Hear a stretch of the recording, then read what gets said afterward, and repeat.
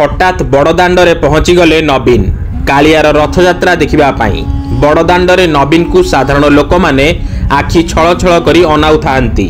मन भितरे असुमारी प्रश्नवाची और सिंहरण मध्य देखा जाउथाए।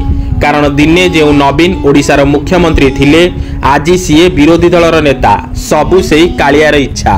नवीन मध्य तीन ठाकुर को हाथ जोड़ी प्रणिपात करुथांती। मनरे तांकर कालिया प्रति अगाध भक्ति जलजल होई दिसुथाए। मन भितरे कालिया ठाकुर उपरे से अभिमान करिथिबे बोली समस्ते भाबुथांती। किंतु कालिया ठाकुर तांकु सिना ओडिशार मुख्यमंत्री पदरु हटाई देइछि, किंतु आज भी महाप्रभुଙ୍କ आशीर्वादरु प्रतिटी ओडियार हृदयर नेता तथा मुकुटविहीन सम्राट नवीन पट्टनायक ताहा आज रथयात्रार से असंभाल भिड़ भितरे स्पष्ट बारी होई पड़ुथाए।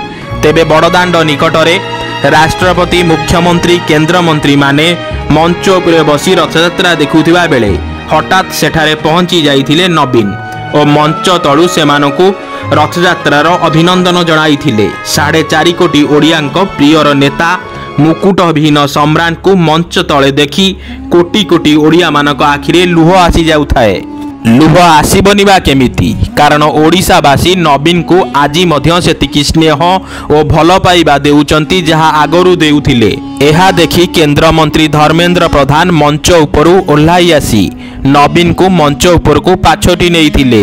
एही दृश्य देखि समस्ते कहिथिले बाहा